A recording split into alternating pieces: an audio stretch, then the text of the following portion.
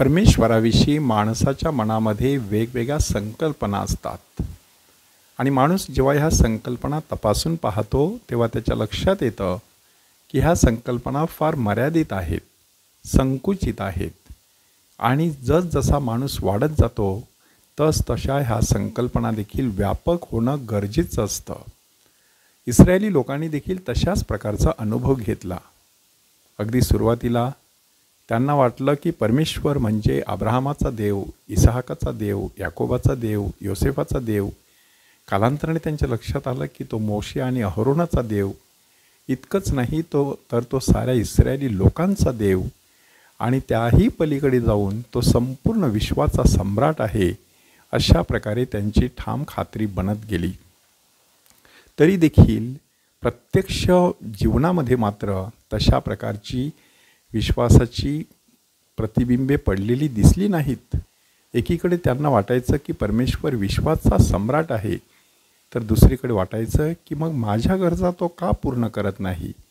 एकीकडे त्यांना वाटायचं की परमेश्वर आईपेक्षाही प्रेमळ आणि मायाळू आहे आणि मग त्यांचा प्रश्न असायचा, मग असा परमेश्वर कधीकधी का रागावतो, का क्रोधिष्ठ बनतो, का शिक्षा करतो, का आम्हाला हद्दपारीमध्ये आणि गुलामगिरीमध्ये ठेवतो. अशा प्रकारे सातत्याने माणसाच्या मनामध्ये परमेश्वराविषयीच्या उलटसुलट संकल्पना सुरू असतात. हा आंतरिक झगडा जर खरोखरच मिटवायचा असेल तर 3 महत्त्वाचे मार्ग ख्रिस्त सभेने आपल्याला सुचवलेले आहेत. पहिला मार्ग साहजिकच परमेश्वराचा शब्द, दुसरा मार्ग संपूर्ण 2000 वर्षांची परंपरा आणि तिसरा मार्ग पोप महोदयांची शिकवण. जर आपण सातत्याने ह्या 3 गोष्टींचा पाठपुरावा करत राहिलो तर आपल्या लक्षात येईल की परमेश्वराविषयीची आपली संकल्पना खूप संकुचित आणि खूप मर्यादित आहे. आजच्या पहिल्या वाचनामध्ये मोशे लोकांना तशाच प्रकारे सर्व काही समजून सांगतो की तुमच्या ह्या परमेश्वराने तुमच्यासाठी केवढं केलेलं आहे. आता तो तुमच्याकडून काय अपेक्षा करतो? फक्त विश्वासूपणा, फक्त आज्ञाधारकपणा, फक्त त्याच्या इच्छेप्रमाणे जीवन जगणं.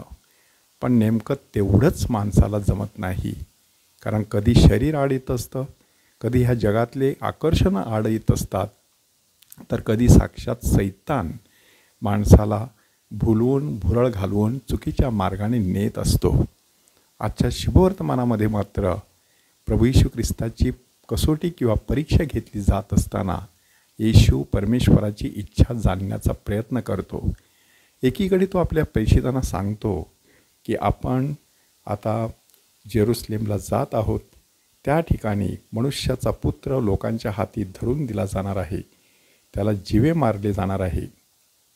हे सांगत असतानाच तो 3ऱ्या दिवशी उठवलं जाईल हे सांगायला येशू विसरत नाही. प्रेषितांची समजूत केवढी तोकडी होती पहा. त्यांनी फक्त पहिले 2 भाग ऐकले की मनुष्याचा पुत्र लोकांच्या हाती दिला जाणार आहे आणि ते त्याला जीवे मारणार आहेत. 3री महत्त्वाची गोष्ट त्यांच्या नजरेतून सुटली. कोणती होती ती 3री गोष्ट?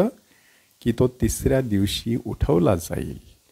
आणि म्हणूनच त्यांच्या मनामध्ये खिन्नता पसरलेली आपल्याला दिसून येते. दुसरीकडे ते कफरनहूमात आल्यानंतर मंदिर पट्टीचा रुपया वसूल करणारे पेत्राकडे येतात आणि त्याला सांगतात की तुमचा गुरु मंदिराच्या पट्टीचा रुपया देत नाही का? मंदिराच्या पट्टीचा रुपया म्हणजे नक्की काय? तर अर्धा शेकेल एवढा कर मंदिराचा ठरवण्यात आलेला होता.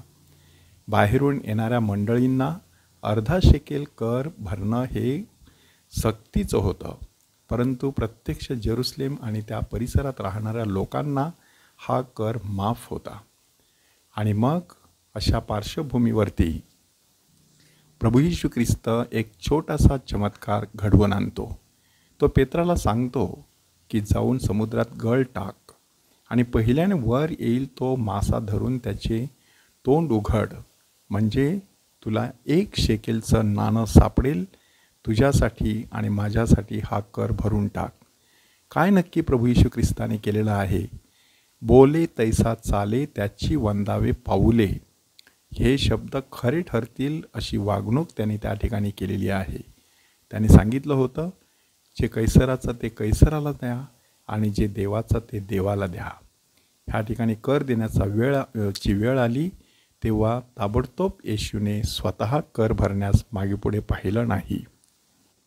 परमेश्वराविषयीची आपली संकल्पना जर व्यापक असली तर ह्या जगाचे नीतिनियम पाळताना देखील आपल्याला कसलीही अडचण येत नसते. हेच जणू येशू त्या ठिकाणी आपल्याला दाखवून देत आहे. आणि म्हणूनच आज परमेश्वराकडे विशेष कृपा मागूया की आपण परमेश्वराच्या इच्छेनुसार विश्वासूपणे त्याच्या आज्ञांचं पालन करून जीवन जगावं. प्रभूचा गौरव असो आत्ता आणि सदा सर्वदा. आत्ता आणि सदा सर्वदा प्रभूचा गौरव असो.